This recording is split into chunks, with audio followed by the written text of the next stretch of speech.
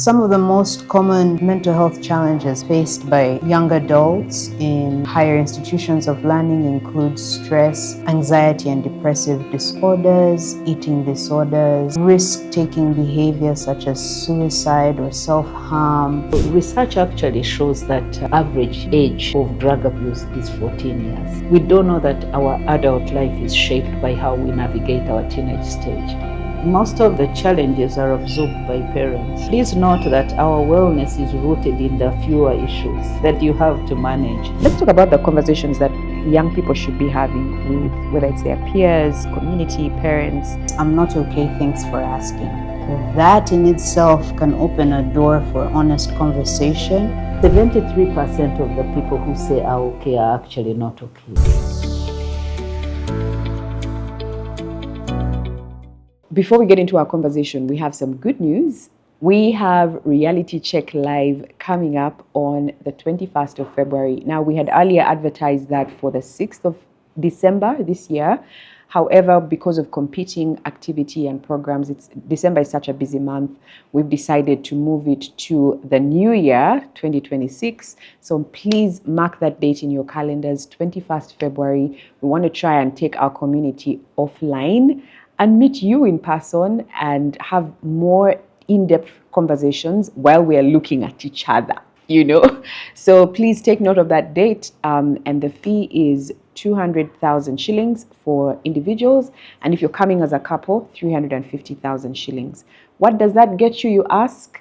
Experts? Well, not experts, people who have some authority on the things that we're going to be talking about. I'm talking Dr. Ivas, Junior Kwebiha, who has been on this channel before, Ben Wine, and myself. We are going to be there to not just answer your questions, but to have conversations, do some tests, personality, help you to get self-aware, and then we'll play games, share expert information, and of course there'll be something to eat. Right? Mm-hmm. And that's going to be happening at TMT Atrium building in Bukoto at the third level, on the third level. So watch out for all the promo material on our channel and on our social media platforms. Sure. Yeah. Something else that's coming up, Dr. Amos? Also, we have a children and teens mental health and suicide prevention conference coming up. And we have shared information through different WhatsApp groups, but we have an opportunity to share now. Yeah. Please send your children. Our children are struggling with mental health related issues. They have so much anxiety, they are experiencing bullying, but they're also experiencing challenges in their homes, and they have no one to talk to. They can't talk to a parent. Sometimes as parents, we don't know. We don't know what children are facing. Yeah. We don't know, even when we know, we may not have the skill to help them. And so ICFC has organized our regular holiday children and teens mental health conference. This is a safe space for children to come and talk, to share with experts about their challenges, and especially teens. Yeah. Anyone who has a teenager, please send them. This is an opportunity for them to talk to life coaches about their life's challenges, but also helping them to align their plans, their thoughts with their future. That's true. And we have so many life coaches, Coach Diana, Coach Jessia Ineviona, Dorcas as a child and teen psychologist, and another so many other children and teen psychologists, those who are specialized in handling matters of children. Yeah. They know how to help them, they know how to get information from them and to support them. And also, of course, for children to learn from each other, that kind of peer-to-peer interaction is important for them. So please, the 11th of December to the 13th, again at TMT Atrium building in Bukoto. It's called the ICFC Conference Hall. That's where we're going to have the training from the 11th to the 13th of December. Please send your children. Let them have meaningful conversations and healing conversations that are going to help them navigate different mental health challenges, but also character building conversations. All right, we are going to the grassroots. Let's not just talk to the adults, we also want to talk to the young people. Yes. Because they are the next generation, really. So that being said, let's get into our conversation for today. Welcome again, Nelly. Thank you so much. You look ready. So I am ready. I'm going to ask you your first conversation. So we'll go back and forth. Of course, we're keen to hear your thoughts, but also Dr. Evers, your expert opinion on mental health in young people. And I think a good starting point would be identifying what you think, from your observation, are some of the biggest mental health challenges with young people, whether in school, out of school. What have you heard? Yeah. Okay. Well, thank you once again. Thank you, Dr. Evers, for having me. I've never had her. Really? Thank you, Miss Rachel, for having me. Thank you for being here. I'll introduce myself. I'm Naria Atwine. I'm a criminologist by training. I graduated 3 years ago from St. Mary's University in Canada. And since then, I've served as a counselor, mental health counselor, supporting individuals in vulnerable populations such as the homeless population, but also supporting victims of intimate partner violence. So I have come across individuals who have unfortunately been affected by a range of nuanced experiences, and mental health being one of the biggest challenges in their experiences. Okay. To answer your first question, some of the most common mental health challenges faced by young adults in higher institutions of learning include stress, anxiety and depressive disorders, eating disorders, risk-taking behavior such as suicide or self-harm, but also sexual risk-taking behaviors. And these are typically utilized to cope with emotional difficulties that are experienced along their journey of life. That being said, there's still more research being done in terms of the mental health challenges that the youth population faces, and that research is enabled by youth populations coming forward and saying, hey, I'm struggling, and how can I receive the appropriate care and support to meet these difficult times and challenges. All right, and I think on this show we've talked a lot about stress, we've talked a lot about anxiety, and I think it's not surprising that even amongst the young people that we start to see some of those patterns, and I think it's a good thing that we're talking about it. I mean, we talk about it from an adult perspective, but now there's the young adults, there's the young people who are just starting to see life, experience the workplace, experience relationships, and now they're seeing the effects of, what a stressful relationship can look like. Dr. Evers, would you like to comment? Yeah. So what she has said is absolutely true. And when we focus on young people, so I was let me just give it this explanation that when a child is young, they have fewer issues to manage, and so most of the challenges are absorbed by parents, and so. Please note that our wellness is rooted in the fewer issues that you have you have to manage. The more management issues you have, the more the risk of getting overwhelmed. And so when we talk about mental health challenges, this is excessive pressure, or the stress caused by excessive pressure. That's the whole thing. So now when children are young and their issues are managed by parents, they are okay. But as a child grows, they have more and more. They start taking on responsibility. And so that's why we are very concerned about mental health challenges in young people. And when we say young people, young adults, we're not talking little children, but we are talking about these teenagers, young adults, those who are graduating from uni or still in uni, actually, especially the university population.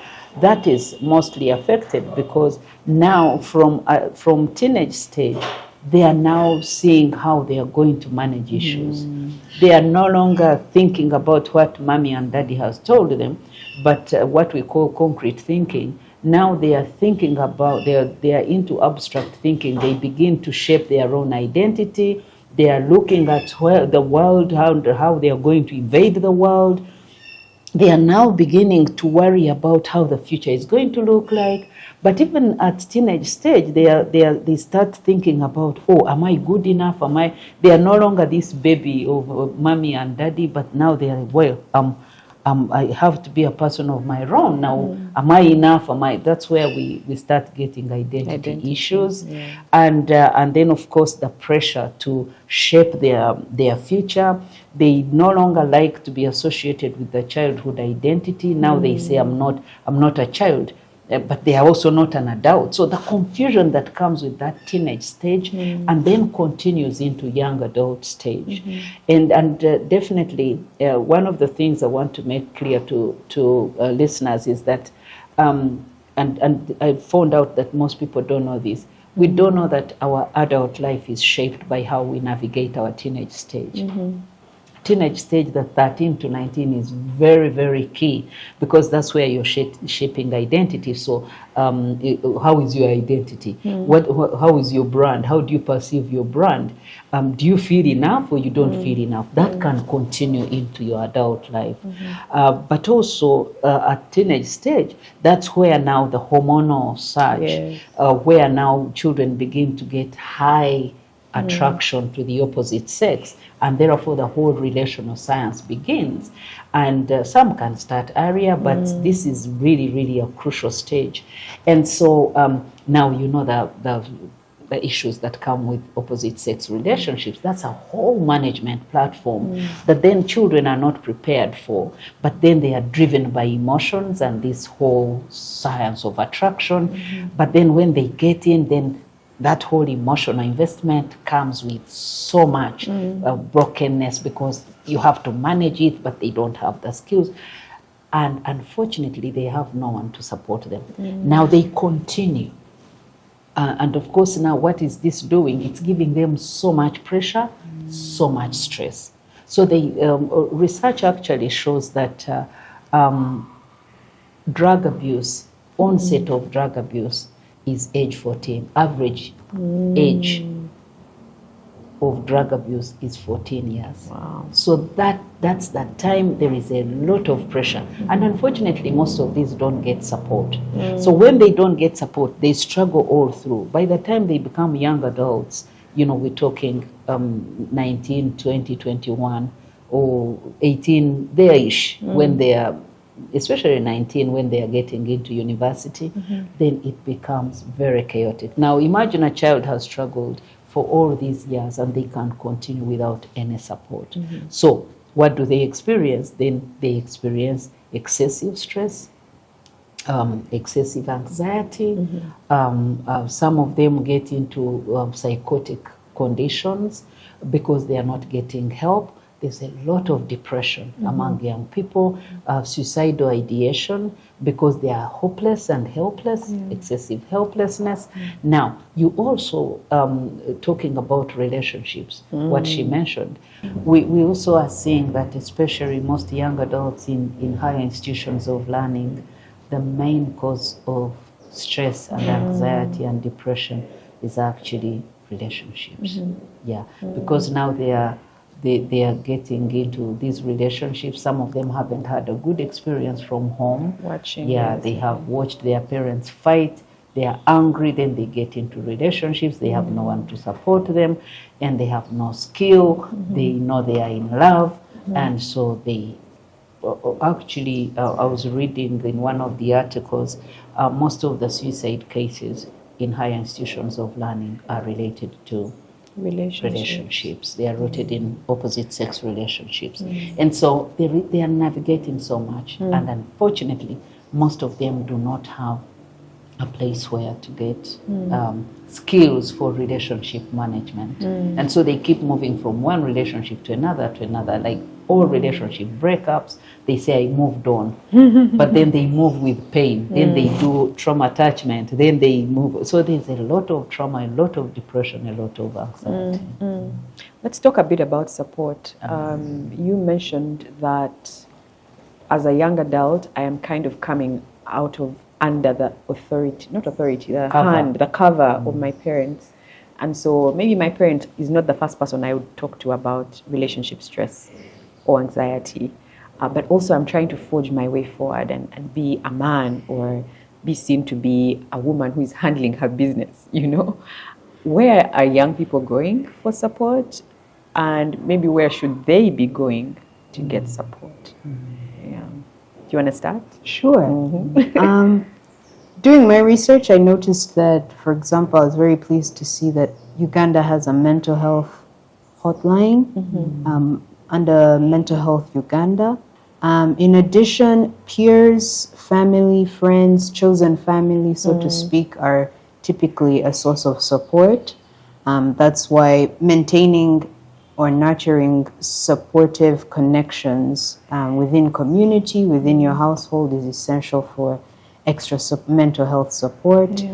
But also in this new age, we have technology and technology forums. For example, AI is taking precedence in mental health support, which is fortunate but also unfortunate as well, considering that there are cases of unhealthy mental health support coming from a robot or technologically informed forum. In addition, we also have therapeutic counselors, for example, the ICFC team, which has a reputable team of therapists and psychiatrists on their team. In addition, medical interventions that support individuals living with mental health disorders, but also helps to diagnose mental health disorders as opposed to simply labeling someone as having bipolar disorder and you're not really meeting the needs that someone who has a bipolar disorder typically needs. But also follow-up treatment is essential when taking care of an individual living with mental health disorders. Those are amazing. You mentioned AI, and I remember a story I saw on the news of a parent who was suing, I think, the makers of one of the AI platforms because their child had committed suicide because of mental health support that they were receiving from AI. And I mean, I can't get into the details of the case because I don't have them. But the way I know how AI works is you give it information and it interprets that information based on like different sources to give you a response, hopefully suited to your needs. And so I think that you can encourage AI to tell you what you need to hear. That's true. That too, in addition to that, and I'm glad that you've also brought up the precedence of cases where children or young adults are relying on a technological forum for support in an era where we have humans, but we cannot really rely on them for support. One, because of stigma and discrimination that is associated with mental health, mental illness, and mental wellness. So speaking to AI or Siri, hey Siri, can you give me a contact or a hotline contact for mental health support? And it will be there, compared to going to your religious leader who will probably tell you a little more, but you might also leave that space feeling a little less supported as opposed to AI, which gave you that convenient source of support. So you have young adults juggling lived reality with a very configured and very well calculated algorithm. That's true. That's very true. I guess balance is key and wisdom, discernment, all of the above. This is true. Dr. Evans. Now, I'm glad you're talking about AI, and I don't know whether we call them social media therapists. Now, of course, I like that she mentions that people go to configured structures and spaces that are likely to tell you what you want. And look, we cannot really put a blind eye to the existing sources of information. However, we need to be very careful who is telling you what. And I heard of a case where a person said, I want to commit suicide, and sent it on. He said, I feel hopeless. I feel like really taking my life. And then someone on either WhatsApp or whatever these other forum said, please go ahead. You know, that kind of thing, because you're connecting with a world that is not connected to you. That's true. They have no idea. Probably they're also hurting. And honestly, I want to say this to young people, to all the viewers, that be careful who you're sharing your problem with, because most people don't care, or they are even hurting them more. The thing you're sharing may seem really so small to them, and they are likely to diminish it and give you unhelpful information, or actually share from their painful standpoint as well, and just give you advice based on how they feel. Now, so that's why it's always very important to, I tell my clients and everyone that, you know, when you're sharing about your challenge, make sure that the person is neutral enough. Yes. They can give you authentic advice. It is highly analyzed and based in science, and so they don't just give you opinions. You see, and that's what is happening again with youth coping with stress. And they just either go to their friends. For instance, they are struggling with a relationship, and someone they did that, just move on. Yeah, just move on. And of course, you have also seen them post and say, I have this and this, my boyfriend did this to me, what should I do? Just move on. Just move on. Now, so it's very, very important that we make it clear that such sources can harm you. That's why some people go with a small challenge to social media or to AI, as we're saying, and you come out with depression. Right? You come out worse. You come out worse. For instance, you're dealing with this issue and you consider it so terrible, and then someone diminishes it and says, only that, stop being funny. Now, you see that? Yeah. So what do? You went with one issue, you've come out with it amplified, and now it is terrible. So it's very important that what Nelly was talking about as places where they get help from, I want to clarify it and say some of the help is helpful, the other help is dangerous. Yeah. Right? Now, in psychology, we have what we call helpful coping mechanisms and unhelpful coping mechanisms, or dangerous coping mechanisms. Now, what she's talked about is actually the healthy, which is okay. AI, yes, it has its own strength and downside, but then there are certain unhelpful coping mechanisms that young people are using. Alcohol abuse. Some of them are getting into drug abuse. Others, she talked about eating disorders, and I'll give you the science of it. And some of them, of course, they do self-harm. Self-harm because someone is feeling so terrible, so all they want to see is not nice things but blood. And so this is what is happening. So when a young person doesn't get help, then they're likely to plunge into all that. Now, what happened? Why do they do that? For instance, why do they do alcohol as a coping mechanism or drugs as a coping mechanism? It's rooted in our desire as human beings to have pleasure.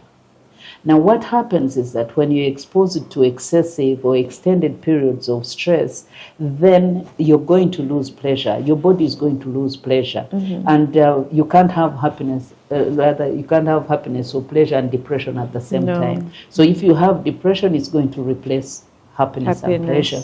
And so they get desperate to regain pleasure. And so now, if they can't solve a relationship problem, for instance, and get helpless, then what do? They are losing pleasure here, losing happiness, so they go to, how can I hack a little happiness to be okay? And so that's how they plunge into negative coping. So they get into alcohol, they say, let me forget my problem, they say, let me just take this to feel high, and before they know, they are into addiction. Yeah. You talked about stigma. Both of you actually alluded to stigma in terms of having conversations around mental health. And I guess as a young person, because there's already existing stigma around mental health, maybe going to AI would be preferred because there's like a level of privacy there, there's no judgment or whatever. Let's talk about the conversations that young people should be having with, whether it's their peers, community, parents. What should they be, what kind of questions should they be asking? What that they are currently not having at the moment to help them get support, or maybe to even identify what exactly am I struggling with? Because I think sometimes it can be difficult to say, I have anxiety, or do I have depression?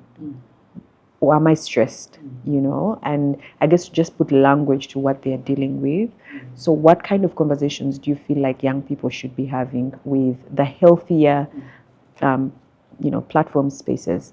Yeah. I personally would recommend starting with how are you? And then the honesty that comes with that question can also be explored. For example, I came up with it, but I relate with this phrase, I'm not okay, thanks for asking. That in itself can open a door for honest conversation. Yeah. You might not get the full breakdown of what someone is struggling with immediately. However, it alludes to the reality that someone actually needs support. When someone says, I'm not okay, thanks for asking, it's also a phrase that alludes to the normalization of engaging in honest conversation about mental health. And how it's not just about, hey, I'm fine, or the weekend was good, but someone was probably very depressed or very isolated. So when someone honestly answers and says, I'm not okay, thanks for asking, you're not also left with the burden of kind of supporting them immediately, but you're also offered with the human capacity to say, I'm sorry about to that. hear that, yeah. Or you could also be a source of extra support and say, hey, I recommend this service if you're not able to properly support them in that moment.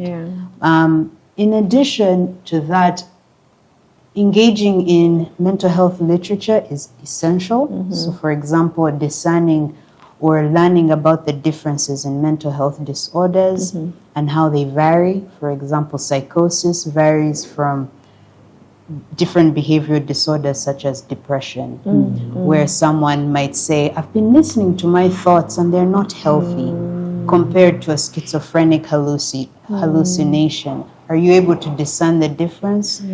Probably not if you don't have the right mental health literature.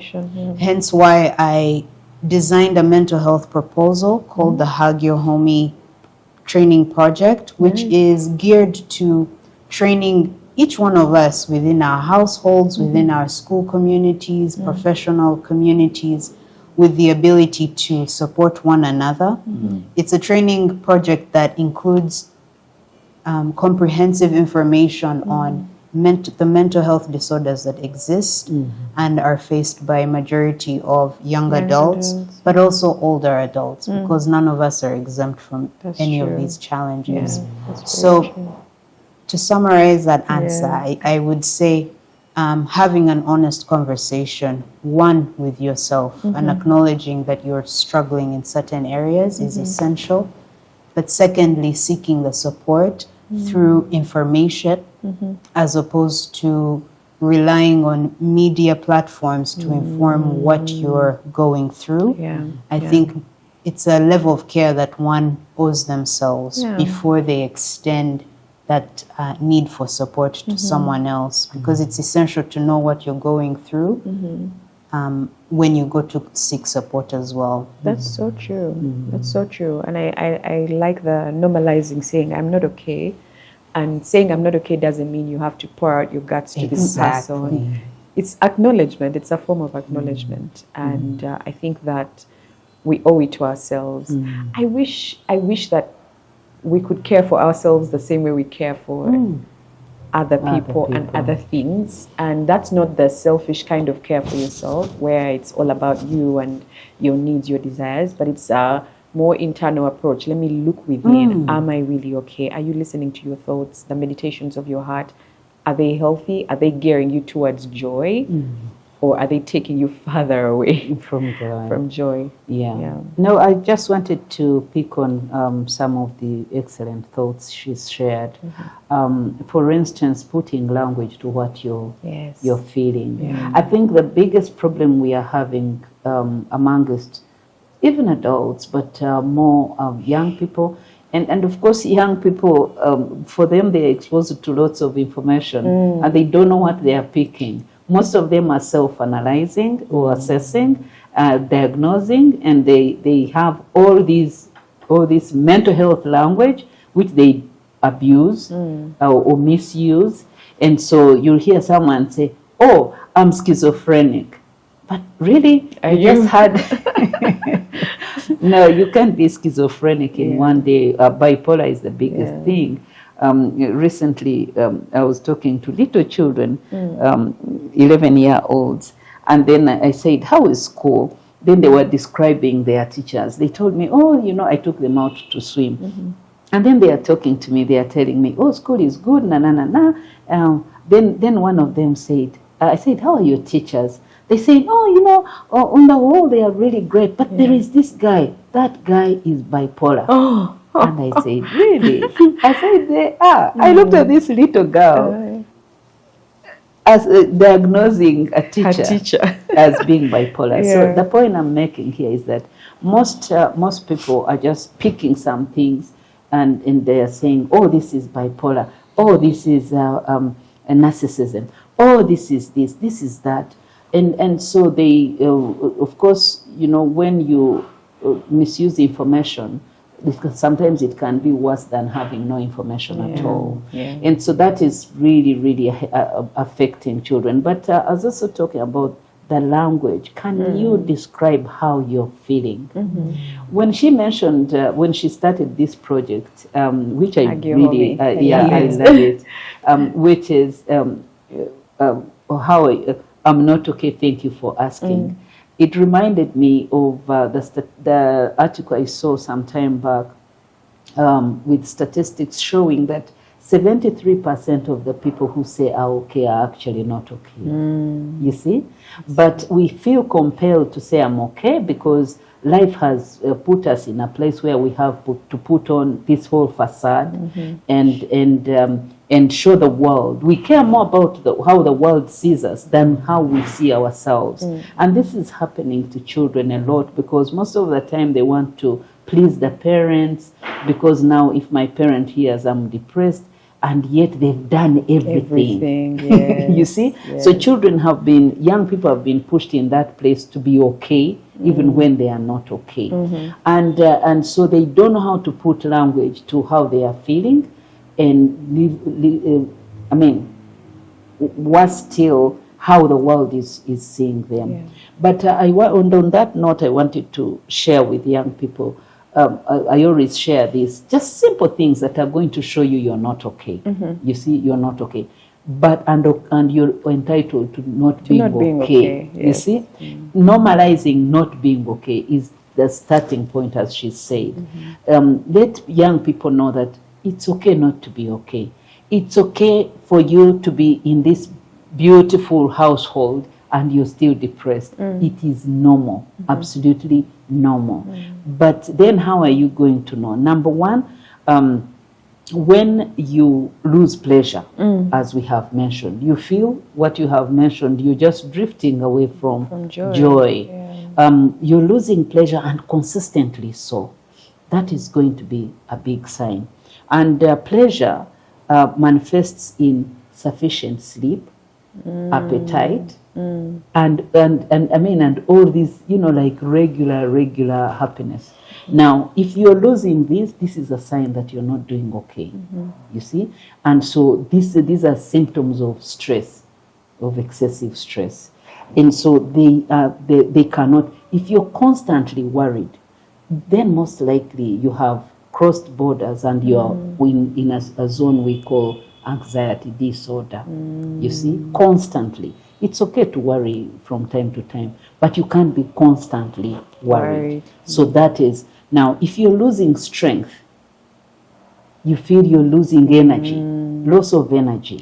It's a sign that you're not doing well, because then it means that your body is experiencing what we call a cortisol surge. Because cortisol is a stress hormone. Now, when you have pressure from outside, then the body produces this hormone naturally. Now, if you do not address the stress trigger, that it's just the body continues to produce that hormone. Then then you're going to, you get the more hormone, cortisol in your body, the more strength you lose. So that's how we lose energy. And so you feel tired all the time and all.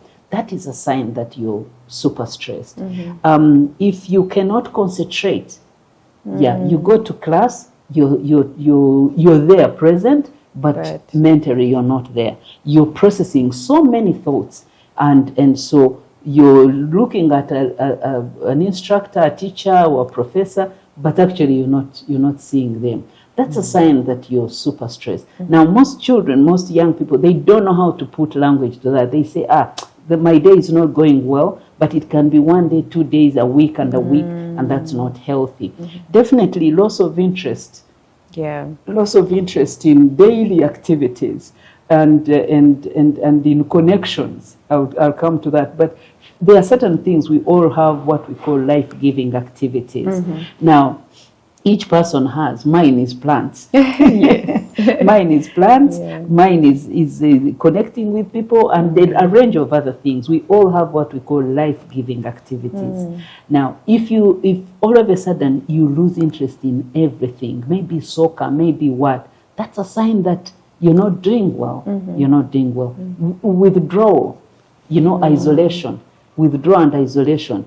You don't want people to be in your space, and you want to just be alone. That's a sign that you're stressed. And I mean a whole range of other things. Excessive use of alcohol, it's no longer recreational, now it is addictional. And so those are some of the symptoms that young people need to pay attention to. So most of the time they don't know how to put language to it. She talked about like hallucinations, like invasive thoughts and images and voices that you're hearing. What do?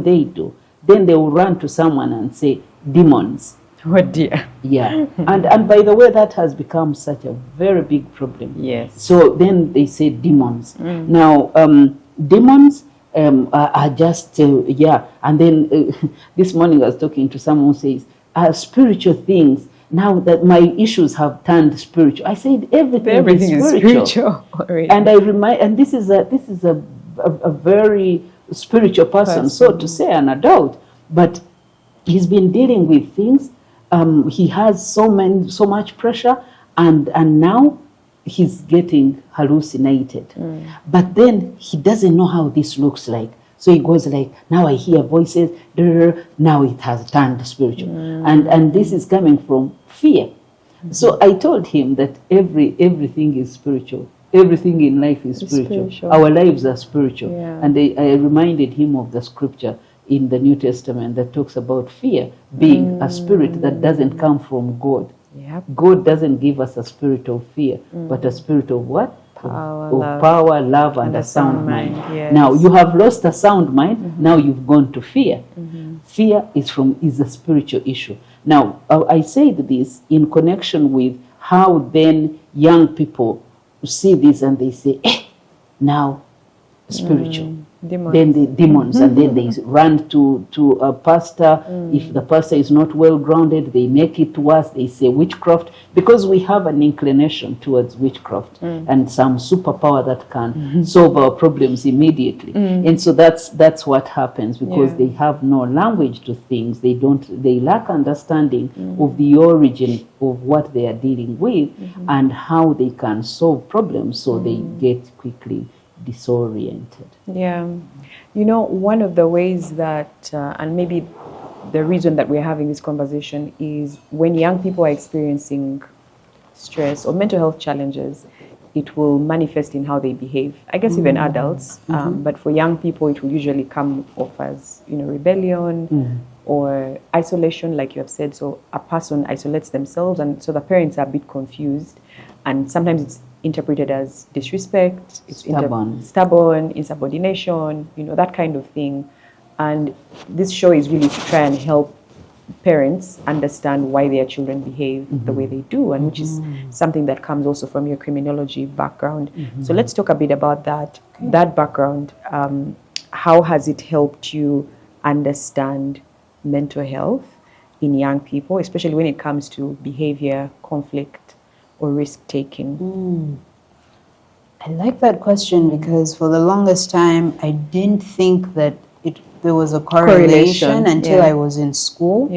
And understanding, for example, the nuanced ways or the nuanced intersection between mental health or mental illnesses and criminality.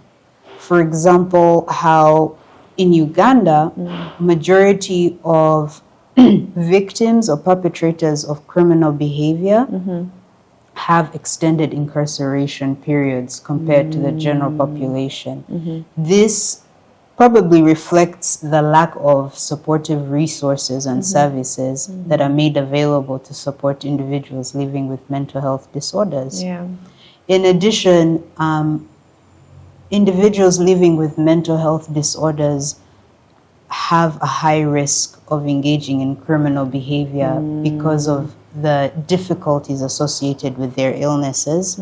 For example, psychotic illnesses that may drive someone into committing a crime that they're not fully aware of in their rational mind, unfortunately may inform the type of criminal behavior that they engage in. It could be murder, it could be spontaneous robbery, it could be anything. Assault, for example, violent behavior.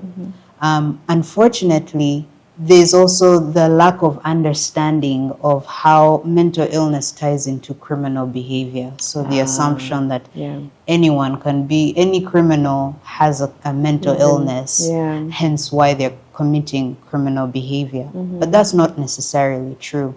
And this also speaks to the need for supportive care, even in the incarcerated populations, for people to get appropriate care, which also supports their rehabilitation and eventual assimilation into society. With criminology, it also offered a comprehensive understanding into the factors that contribute to our socialization, but also contribute to mental health illness. For example, childhood trauma is one of the notable experiences that majority of individuals living with mental illness will pinpoint as a source of their mental illness. We also have the capacity to engage in criminal behavior because of mental illness.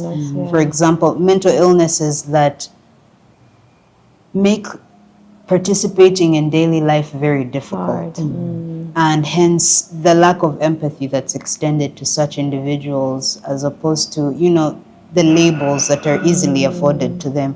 Oyo, that one became a mulalu, and that kind of conversation normalizing stigma and discrimination kind of allows people to resort to criminal behavior because they're like, after all, no one believes in me. After all, the struggle to find appropriate care is more than my need, for a better life, so to speak. So I would say that criminology definitely allowed me to get a more nuanced understanding of how mental illness and criminal behavior comes together. Yeah, that makes a lot of sense. Yeah, Dr. Evans. Yeah, so she's explained it very well. Just to build on just normal life, normal life.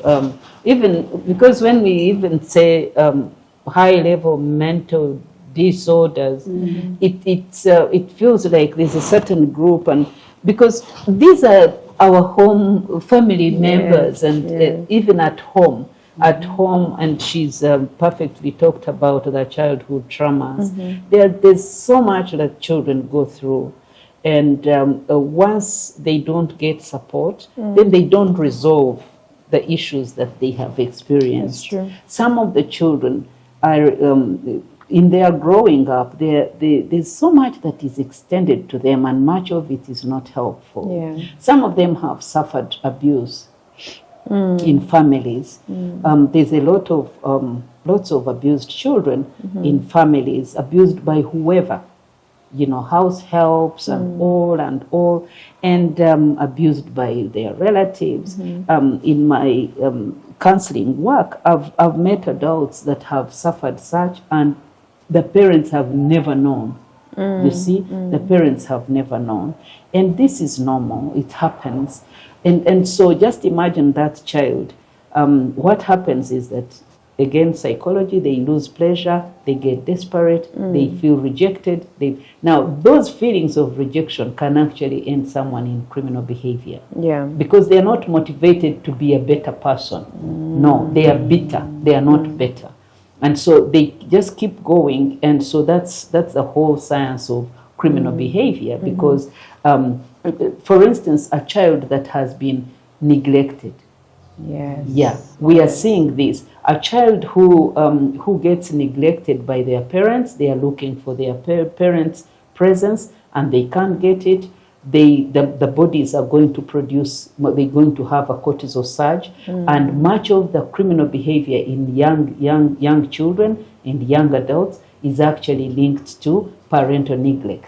Really? Now, parents have never thought about this. Yeah. So yesterday I was just talking to a group of parents, and I was telling them how parental presence is health to the children.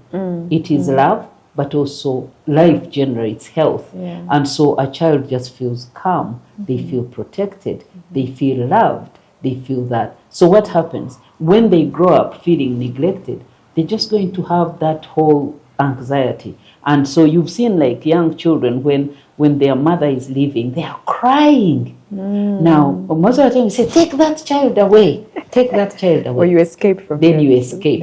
They wake up, they look for you, they don't get you. Then they are thinking, does mommy love me? But now we never think about it as parents. We've just successfully escaped. Now, there are some parents that escape for weeks. They go on a trip and they don't want a child to know. Even when a child has the capacity to understand, and you have the ability to actually engage with them and say, look, I'm traveling, let's count. I used to do this, especially with Joshua. I'm going for this number of days, so just keep ticking the day that I'm going to be away, and then I'm about to come. That gives a child a sense of predictability rather than frustration. So there are so many children that have grown up with frustration. What does a frustrated person do? They engage in criminal behavior. Yeah. So there is that link to criminality, and unfortunately, when our children, and I'm speaking as a parent, when our children have experienced whatever they've experienced, and the parent has never gotten to know, then they are going to engage in behaviors that are a reaction to what they've gone through. Unfortunately, then as parents, we extend judgment rather than grace. So we never ask why are you doing this? We actually say, how can you do this? How can a child from our family do this? We raised you better. We raised you. What haven't we given you? And most of the time, given you is fees, food, and like these material things. But the child wanted attention for you to understand what they are going through. And this is not unusual for us to meet children of those who are struggling with that. I was so blessed this week. We got a child that came in with her mom. And I want to tell you this, it blessed me. This parent, the child has gone through a situation, and the parent had full information. And then because she has been engaged with the child and trying to support her, then both of them got to a point where they agreed, I think we need extra support. And then they reached out, and both of them came in. Now, what happens is that when we have such a case of a child coming in with a parent, we first engage with the parent, and then we call the child in. This time round, the parent said, no, we are in together. So and it was a very difficult situation, but they came in both. And it's so comforting to see that this parent is aware of what is happening to their children. Am I saying that it's possible for parents to know everything? Yeah. No. Am I also saying that knowing what your child is going through is 100% a parent's responsibility? No. The child or the young adult has responsibility also to let their parent in. No. However, it all depends on how the parent-child relationship, right? Yeah. And the parent-child relationship is also not entirely the parent's responsibility. Sometimes I've tried to help children understand that parents, we are dealing with so much that children also should extend grace to us. You see, recently I was joking with my children. They're asking me how I had 5 children, and they're like, how do you navigate the issues of every person? Imagine you have to navigate issues of each child to the deepest detail. Yeah. Try to support them. You're not Superman. That you all of a sudden you have everything well aligned. We are going to make mistakes. There's certain things that are going to fall through the cracks when we don't know and all. And so children and young adults, our children are always children. Please extend grace to parents. They cannot know everything. If you have been abused, then your parent is likely not to know. Now, I know why children don't tell us most of the time, because they are not so sure what our reaction is going to look like. But then if you don't do that, don't blame your mom, don't blame your dad. We all have some responsibility there. So it is very important that there is that kind of grace offered, so that you get the support. Your parents, if they can't offer it, you have to get in there and tell them, and they will fall down, they will cry, but then they can solve a problem. But the option is to just run alone and then break down. The link between childhood trauma and criminal behavior is so interesting to me, and I think one of the things that this show has done for me is to help me see that there's a whole internal, unseen world of every human being. And I think it behooves everyone, every individual. Actually, I wish in school at some level we all studied some level of psychology to just understand, because there might be people who are watching and saying, nah, if somebody murders someone, and of course it's terrible, it's tragic. But I think there is a level where we need to try and understand why that murder happened. Because I don't think anyone is born with a criminal gene. Right? I mean, there's a level of wickedness that we all have. We all have. We actually have a criminal gene. We do? We do. Oh, the Bible says we do. We do. In sin, Psalms 53, yes. 51. Yes. Yeah, we all in sin we are born. Yeah. And we all have capacity to be criminals. And so there is that criminal gene. But there is a gene that is suppressed. There's a gene that is activated. Yeah. So if a child experiences trauma, it is going to be activated because there's going to be a desire to just, whether you solve a problem, there's that level of aggression that is going to happen. So it is there. That's why, Rachel, in my parenting classes, and probably I use this opportunity to tell you that yes. We are starting parenting classes in February. We will communicate. Please keep an eye on our social media pages. We're going to communicate. In my parenting classes, I help parents understand basic aspects of psychology. Personalities, childhood traumas, how they affect our adult children. Now, most of the time, we think children are not seeing things, or even things that happen to them just wane off. They don't. They just impact, they imprint, and they are likely to shape their outlook to life. And so it's very important that parents have that basic understanding. For instance, domestic violence. If a child is exposed to parental violence, that has a whole impact. Actually, it leads to criminal behaviors in children. Eventually. Yeah. Because you see, this child is thinking, depending on how they interpret like the violence. If they see like the dad beat their mom, they don't have the strength to beat the dad. But in their heads, they are saying, if I had capacity, I would have beaten that man. Now, what happens? They are activating that kind of thinking behavior. And it doesn't go away. Some of them say, when I grow up, I'll beat daddy for beating mommy, or I'll beat mommy for beating daddy, wherever it is. Now, they are going to keep that. And what happens? Later on, when they grow, they do not have an opportunity to beat daddy. They actually are going to beat their spouse.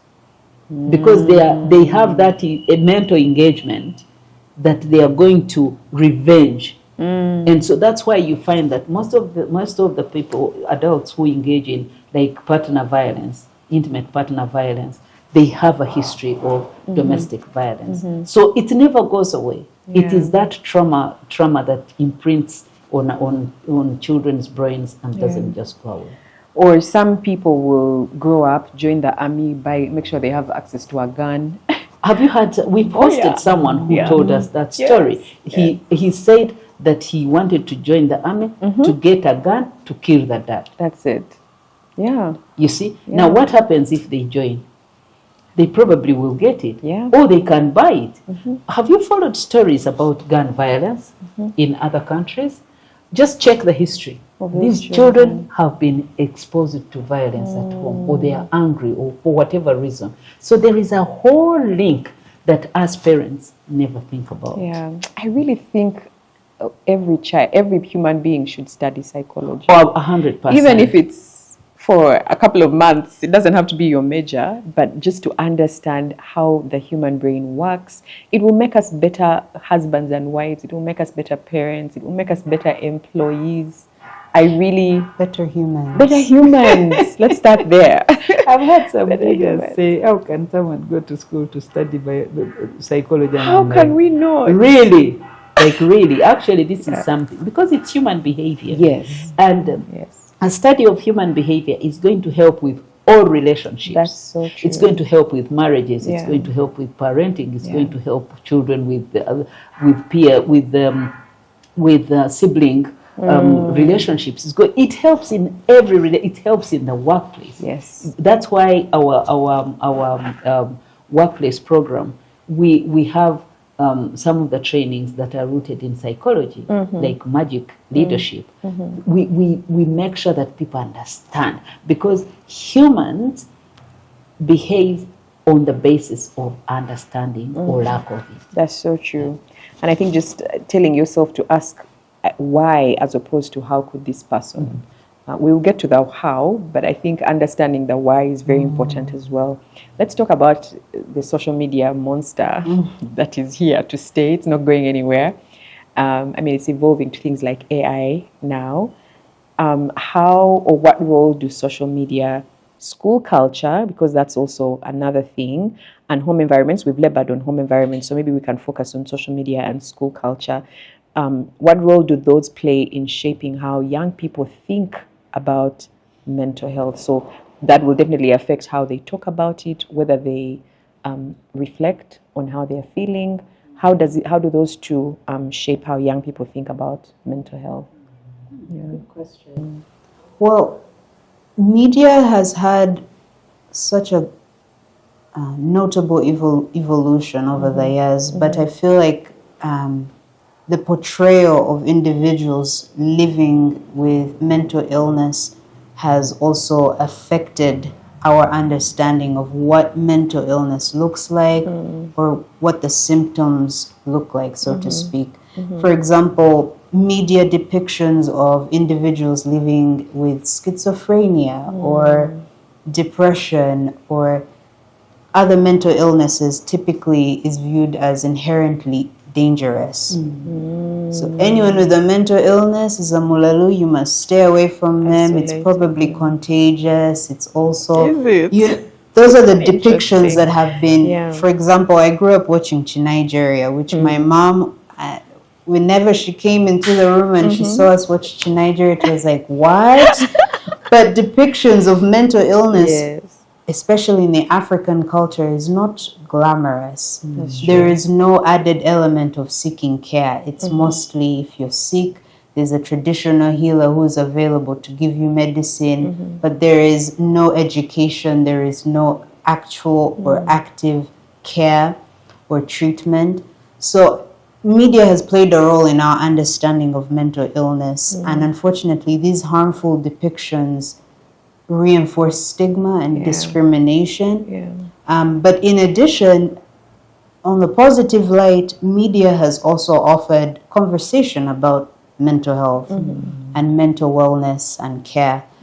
To speak on that a little bit more, the wellness industry has boomed in the last 10 years, I will say, where you have interventions that are moving away from the pathogenic medical treatment to the holistic approaches such as meditation, mindfulness, and yoga, which I practice and are necessary in managing the stresses that may induce mental illnesses. So it's essential to balance out your support and your care, and also understand that media can only offer so much, you know. It's also a personal and societal responsibility of ours to research about mental illness, about mental health, about wellness, and to also practice it from a place of care, love, and empathy.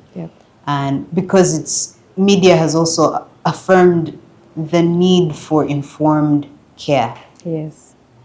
Not just, oh, are you mentally ill? Please hit this hotline, you know, and you don't know who's on the other end, right? So it also extends the responsibility to you of if you track how you feel. If you journal, for example, and say, today I felt very depressed and these are the symptoms I was feeling, then you're able to track how you feel. You're able to track the level of support that you require in that moment, or eventually when that reoccurs in that sense. So I would say that media has played both good and bad roles in depicting mental illness, mental health, and wellness.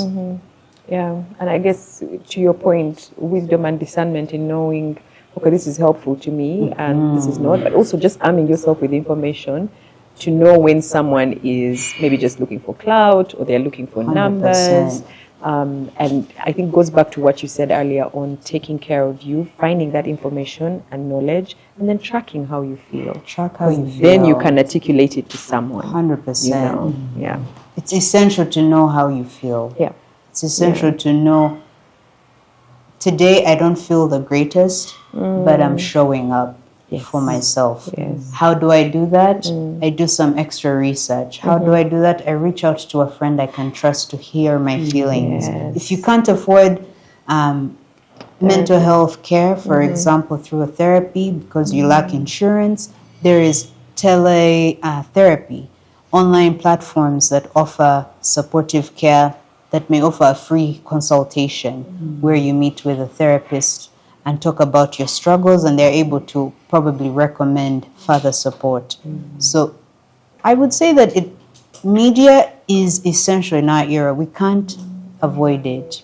We can't run away. However, you can make it an ally, but it can also be a villain. Because I've watched thrillers and whatnot. There's a level of creativity that is in these films. However, most of them are fictional. That's true. So someone living with a mental illness, such as schizophrenia, may not be able to discern reality from fiction. So some of these media sources tend to exacerbate mental illness disorders as well.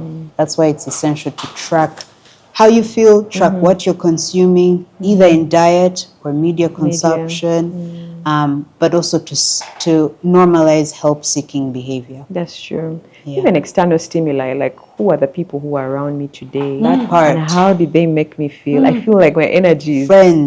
Friends, yes. Community, the people you rely on. Someone, you talk to someone and they say, I think there's something wrong with you. Ooh. Now that can also be healthy to receive in the moment as truth, but if it's repetitive and someone is consistently affirming all the wrongs that are with you, as opposed to uplifting you, offering you extra support or resources, that's probably not your person. Yes. So it's definitely essential to know your people as true. well. That's very true. Yes. Okay. No, right. She talked about media uplifting you or exacerbating your pain. And just once again talking about how we use the media therapy. And then people post on their status. They have a marital issue or they have a relationship breakup. Young people especially, they go to they appeal to the media world, and so they put it on their status, and everyone is offering counseling. Now that's very dangerous. Very, very dangerous, because once again you are exposing yourself to all manner, like a cocktail of support that is going to actually, it has the capacity to make you feel worse. You know, I remember a child, a young girl. She was in uni, year one, and she had a breakup, and then she posted her photos, I think on one of the media pages, and she said, "Can you imagine someone hurting this beautiful girl?" And then some people were saying, "What do you think? What do you mean beautiful? Oh dear You're Lord. so ugly!" Like all that attacking her body, cyberbullying and all. And then she committed suicide. Oh no. Yes, and this is not just like one case or two. So appealing to the media therapists, it can be very, very dangerous. Very dangerous, because you're likely to come back more depressed than helped.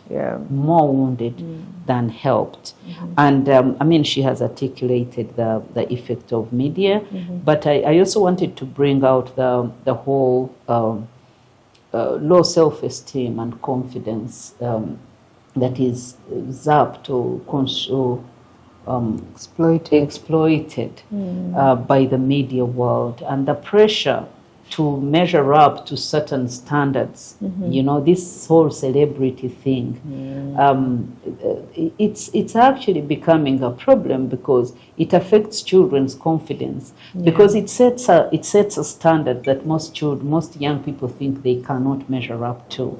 And if they haven't had affirmation in their early years, and they are growing up empty, so to say, in terms of the validation and affirmation and identity shaping and all, it really becomes a problem, and it's causing a lot of anxiety, a lot of low self-esteem, and causing depression, because someone looks and says, "There's no hope for me," like no hope for me. And even in relationships, they also measure their relationships against what they see in the media, and they say, "Oh, the other person got flowers," then they say, "This person doesn't love me," they just get depressed and all that. So there is a whole image, the facade that is portrayed by the media world, and then causing young people to be super anxious, super stressed, super depressed, and causing a breakdown sometimes, and making them hopeless. You know, so that is becoming a very, very big problem. It is. Yeah. And I know we've done an episode on school culture. Yeah. I think we talked about boarding schools Yes. and just what goes on in schools in general. And Yeah. I think that affects children's self-worth, where there's this, academic competition, which I think is good in a sense, but can also be detrimental. And I think that we need to have more conversations around the things that happen in school and how they affect young people's mental health. I remember watching a TikTok video of someone who was alluding to a school, I won't mention it, but she was literally in tears saying how they were beaten, they were mistreated, and she was young at the time. She must have been maybe 5 or 6, or 6 or 7, thereabout. In boarding? Boarding, yes, primary level. And she was saying, guys, you see receptionists that are rude, managers that are lashing out at people, and you have no idea where it started from, that the childhood trauma that we were talking about. So school is, and maybe we should do a whole episode on that. That's right. Yeah, we should do a whole episode on that. There's a lot of things that go on in schools that parents may not get to know. Right. And I think children try to tell their parents, but it's sort of like, shush, you need to grow up. Many people take their children to school so that they can be, what's the word? Like kind of grow up. You need to be able to be independent, get ready for the world, At 14. At 14, right?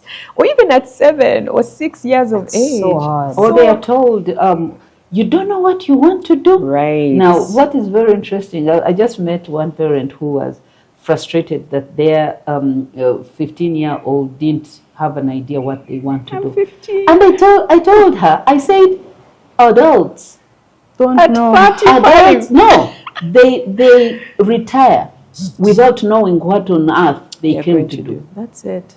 But then we are putting children on pressure so much to know what they want to do, even when they are not exposed to the dynamics of this world. Yeah. And so there is a lot of pressure.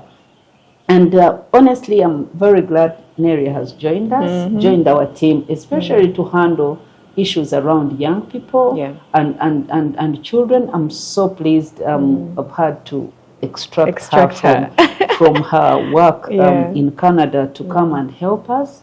And we need someone, I felt like we needed someone who can connect with the issues of children and young people. Because sometimes when we are talking to young people, they think, now this is another parent. They don't even know what I'm going through. But when she's speaking to them, then they speak the same language. And definitely some of the language we don't know. Yeah. That's why I keep quiet when she's talking. Because I'm also learning a lot. Of course I know a lot about what they go through, but it helps to know, especially their language. Language is powerful. She's writing something on mental health language and how it affects access to care. Now, if you tell someone you're Muraru, they're going to get frustrated. And when she mentioned it, I was like, wait a minute, that's so true. And we searched around and we realized all the language that we use around mental health is negative. That's true. It's very negative. Yeah. So it's very important that then children know who they can go to. Probably on this note, I'll mention one of the activities we are coming with is a space for young people to have conversations around their issues, especially their stress triggers, which she's going to spearhead at our center, having this safe space where young people meet and say, wait a minute, how do you handle a breakup? How do you identify that someone is going to use you and the relation, those conversations, very important for young people to have those kinds of conversations so that they can do what we call emotional cleansing. Yeah. Now they just trap and then they are just gambling at relationships, if I should say. And I honestly, my heart goes out to young people because they don't know how to navigate these relationships. One of the biggest target group we are looking at is students in higher institutions of learning. Now, I remember when we had just started our work, we did an outreach to about 3 universities. My God. Just listening to the pains that young people have, the confusion, the kind of struggles they have, and they have no answers. First of all, they have no one to ask. Even when they want to ask, they are not so sure that's a safe space. That informed the program we have started for young people, which is she gave a name that I'm not okay. Thank you for asking. Yeah. Very, very important. So that space, which we will also provide information on, which we are starting now that she's here, just spearheading those conversations. And then, of course, having experts to ask who can provide answers to you. That is very, very important. Yeah. Lastly, Rachel, I wanted to mention something about social media.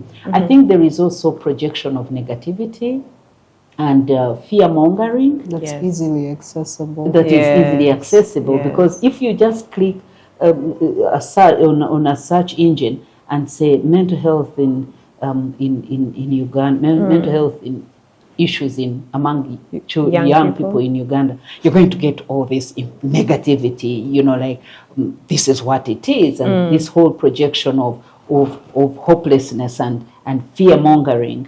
But we don't, I was searching, and you don't see a lot about, by the way, if you have this is what you should use. The tools that she has been talking about, like journaling, it just helps.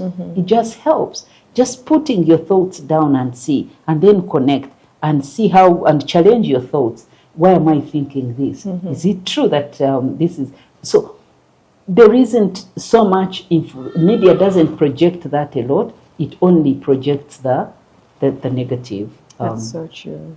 There's actually a video that I have been meaning to watch. It's in my watch later playlist, and it's titled How Writing Heals the Mind. And I'm now going to go back home and watch it because I want to understand the connection. Yeah.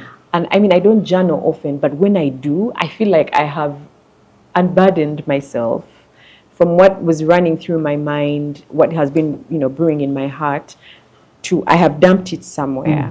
And I can go back 2 weeks from today and look at it and say, oh, I was feeling like that, but now I feel like I'm in a better place. But I like that I have it written down, and in that moment it just kind of helped me cleanse.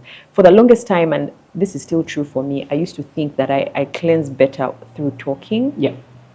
Which still works for me. Yeah. So me, these conversations are therapeutic, but I think there's an aspect of writing that helps to heal the mind. It's very powerful. Yeah. It's very powerful, Rachel. I was talking to someone this morning and I was telling them, they said, I haven't slept in 6 days, like consecutive 6 days.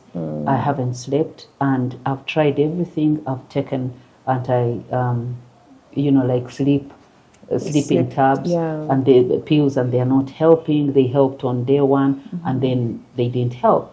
And I asked them, what are you thinking? They said, there's nothing special that I'm thinking. I said, it doesn't have to be special. What are you thinking? So I gave them, after our conversation, I gave them an assignment. I said, pick a piece of paper and download your thoughts onto. However mundane. However mundane. Just put them down. And he said, I first asked them, what are you fearful of, or what are you worried about? And I told him to write, I'm worried about, and that is so important, because now you have gotten things from your head to a paper.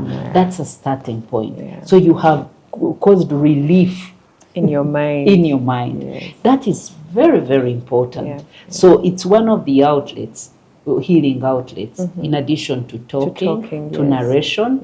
This is healing. That's true. So it's a starting point. Actually, it's a starting point to bringing things from your subconscious mind to the conscious mind. And you cannot deal with something when it's hidden.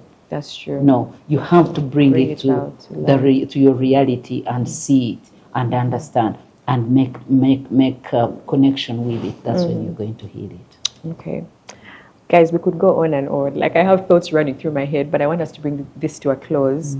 I had a specific final question around designing a judgment-free mental health space for young people. And maybe I want you to, as your parting shots, both of you, to speak to that. We've kind of touched on some of the things that would like to see, but But yes, what would that space look like for you? I'm so proud of you for the projects that you're working on. Thank you. And thank you to your mom for plucking you from wherever you are to come here and make your contribution. But yes, what would that space look like for you, and what conversations would you want to happen there as you close? Start with you, Nelly. Thank you. Yeah.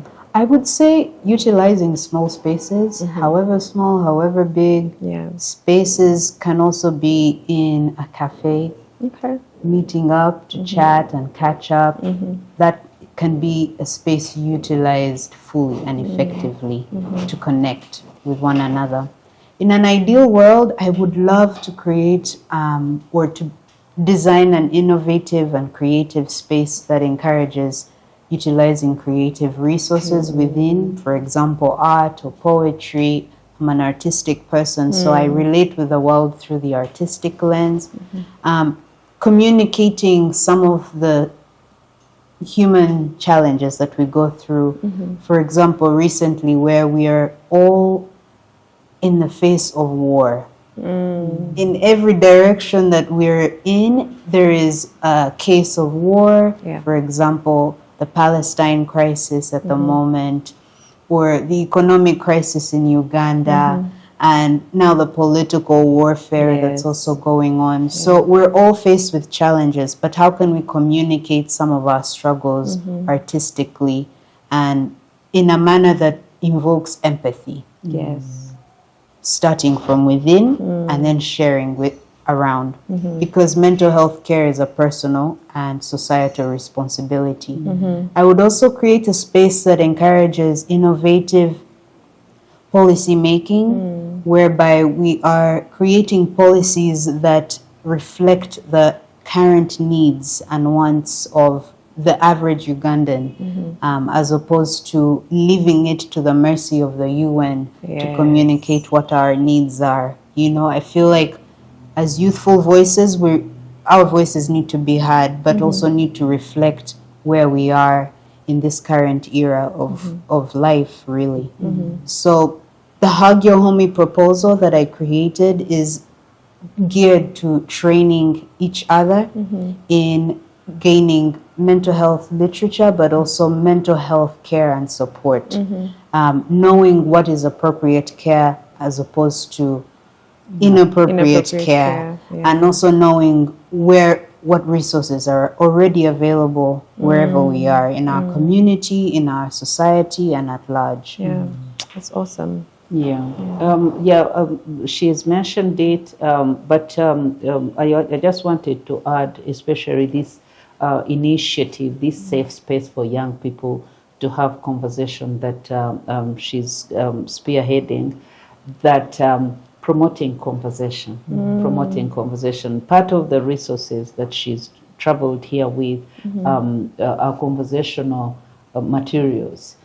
We just noticed that people don't know how to have conversation. That's true. Imagine. Now, someone will say, what is that? That's too small. That's a big thing in wellness, ability to express emotions. And we, in our work, definitely, we realize that some people don't know how to start conversations. You know, they don't know how to start conversations. So like conversational starters, or starter cards. So some of those resources just to help people get there and share how they feel. It's very interesting that you have this whole group and you give them cards and you say, everyone just read from your card and tell us what you think. And some of the, like some of the questions are like, tell us how you feel. Do you know how many people don't know how to share how they feel? Oh, many. Yeah, so many. I mean, like in therapy work, you meet so many people who come and say, I'm dying. I'm here. But how do you feel? I don't even know how you feel. You know? Now, if you don't know how you feel, you don't know how to put language to how you feel. You're sad, but you say, I'm cool. I'm there. You know, so that is a starting point, because if you're sad, then you're going to check, why am I sad? You see, that's why once again, Rachel, remind viewers that mental health, which is ability to manage stress, by the way. When we say mental health, people hear mental illness. Mental health is your ability to manage stress and keep functional. Now, it is easily achievable. It is easily achievable compared to physical health. You see, you can easily get COVID from Rachel or get flu from Rachel. You have nothing to do. But in terms of mental health, it's easily achievable if people have the kind of skills and abilities and they have capacity, but they don't have the tools and they don't have the knowledge and they don't have the simple tools like talk, narration, labeling your emotion, your feelings. Yes. They don't know that. So I am very excited about the work she's going to be doing with young people in terms of promoting conversation. How are you feeling? What is causing you stress? Mapping that and mapping your stress triggers. That is very important. Yeah. Now, some of them make peace with stress triggers and they say that's how life is. And so they just keep exposing themselves to the same stress triggers. And my heart keeps going to relationships.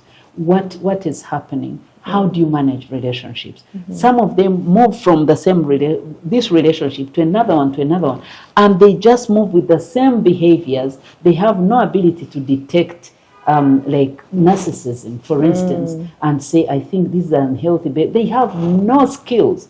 So this platform is going to help young people to gain skills, especially relationship skills, how to navigate relationships, how to determine to establish boundaries in relationships, how to communicate effectively, how to manage conflict effectively, how to red flags in relationships. So those kinds of conversations that are going to help young people to how to communicate with your parents. Yes. I support young people who are now frustrated with parents putting them on pressure to get married. And when I'm talking to them, I mentioned something to one of them. I said, your parents mean well, but the kind of pressure they are putting you on, they just come from a good place. Because she said they are wicked, they are but they come from a good place. They could be saying it the wrong way. In their heads, they are supporting you.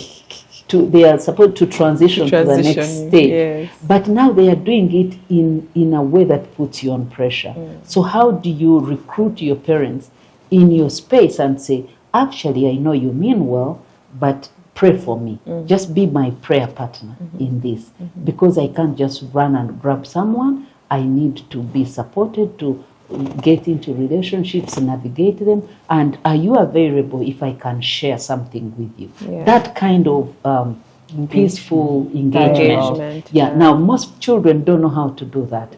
When a parent says something, they say, you are a different generation, you don't even know what we are going through, come on, get lost, and then they remain with no help. The parent is just pushed behind. So do children know how to navigate that? So a lot of skills they will get from that platform. I'm so excited that is going to begin with her facilitation. Thank you both. Thank you, Nelly, for being here. Clearly, we're going to have you over again. Thank you. Yes. Thank you, Dr. Evans. Yes, for your thoughts on this conversation. And like I said, we could talk until the cows come home. There's so much that we could have tackled. But I hope that this has been a good start in understanding young people and how they navigate mental health.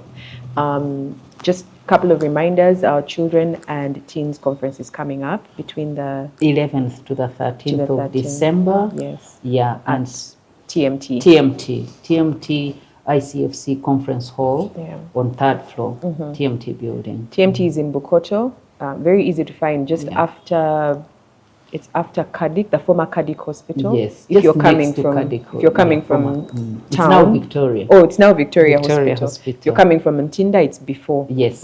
Victoria if you're coming from town after Kabira, I think the main feature is B+. B+, Furniture Mart, and then Victoria Hospital. All right. Then That's than the where TMT building. Lots of parking, lots of space, and Very bring the accessible. children to have conversation, and it's an opportunity for them to gain skills to manage. To manage life. Okay, and also don't forget on the 21st of February, the event that we were advertising for the 6th of December has been moved to the 21st of February 2026. Consider this your year opener to set a foundation for your relationship, your marriage. We'll be having Reality Check live with Dr. Eva Satwine here, Junior Kwebiha, Ben Wine, and myself. We are going to be answering your questions and also playing some games. Just come, let's learn together. We'll have a meal as well, and you'll have all the expert information you ever needed in a room physically. So please save that date, 21st February 2026, and it's going to happen between 8 a.m. in the morning and 1 p.m.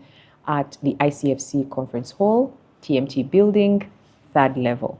That being said, I hope you have enjoyed this conversation as much as we have. Leave us a comment, subscribe to this channel, give us a thumbs up, and we'll see you back again next week.